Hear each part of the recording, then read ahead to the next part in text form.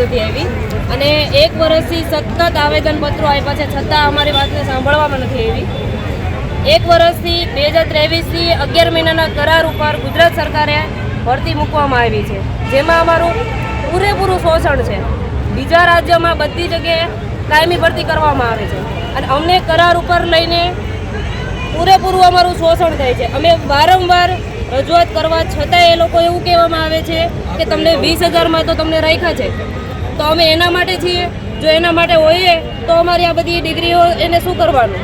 સતત વારંવાર અમે રજૂઆત કરી છે, તેમ છતાંય અમારી કોઈ માંગને સ્વીકારવામાં નથી આવતી. સતત આગળના 3 દિવસ અમને એવું કહેવામાં આવ્યું કે 5 દિવસ અમને આપો, અમે તમારી રજૂઆત સાંભળશું, અમે એમાં વિચારણા કરીશું. તો આટલી બધી વાર લાગે કેમ? જવાબ કેમ આપવામાં નથી આવતો? અમારે વ્યાયામ શિક્ષકોની ભરતી કરતી નથી.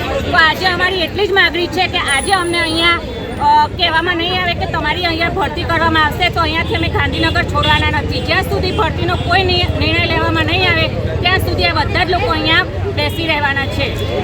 અમારી એક જ માંગ છે. આજે અમે બધા લોકો ભેગા થયા છીએ ગાંધીનગર આંદોલન માટે કે અમારી વ્યાયામ શિક્ષકની ભરતી કાયમી થાય. બસ અમારી એક જ માંગ છે, બીજી કોઈ અમારી માંગ નથી. કાયમી વ્યાયામ શિક્ષકની ભરતી માટે આવ્યા હતા, પણ 3 દિવસ અમે સંઘર્ષ કર્યો તો પણ કોઈ પણ પ્રકારનો નિર્ણય સરકારે આપ્યો નથી કે અત્યાર સુધી અમને કોઈ પણ પ્રકારનો જવાબ આપ્યો નથી.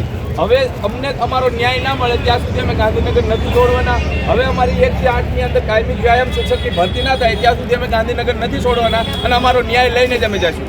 નવી શિક્ષણ નીતિની અંદર મોદી સાહેબે પણ કીધું, 2022ની અંદર મોદી સાહેબે કીધું છે કે તમારી કાયમી વ્યાયામ શિક્ષકની ભરતી થવાની છે અને એની અંદર એમને ઉલ્લેખ કર્યો છે કે હવે રમત એક રમત નથી રહી પણ એક એની સાથે શિક્ષણનો ભાગ પણ છે. એટલે હવે અમે અહીં ગાંધીનગર આવ્યા છીએ અને હવે અમારો ન્યાય લીધા વગર અમે નથી જવાના. અને ગતકડું આપી દીધું છે અને વ્યાયામવીરોને અંગ્રેજ નીતિ પ્રમાણે ભાગલા પાડીને રાજ કરો એવો અમારામાં સંગઠન મનોબળ તોડવાની કાર્યક્રમ છે. પણ અમે વ્યાયામવીરો મક્કમ છીએ, અમારું સંગઠન તૂટવાનું નથી. જ્યાં સુધી અમારી કાયમી ભરતી નહીં થાય ત્યાં સુધી અમે ગાંધીનગરમાં અડગ રહેવાના છીએ. અમારી ફક્ત સાહેબ એક જ માંગ છે કે વ્યાયામ શિક્ષકોની ભરતી કરો અને ભરતી કરો. મિત્રો, આવા જ વિડીયો અને શોર્ટ્સ જોવા માટે આજે જ અમારી ન્યૂઝ રૂમ યુટ્યુબ ચેનલને સબસ્ક્રાઇબ કરો.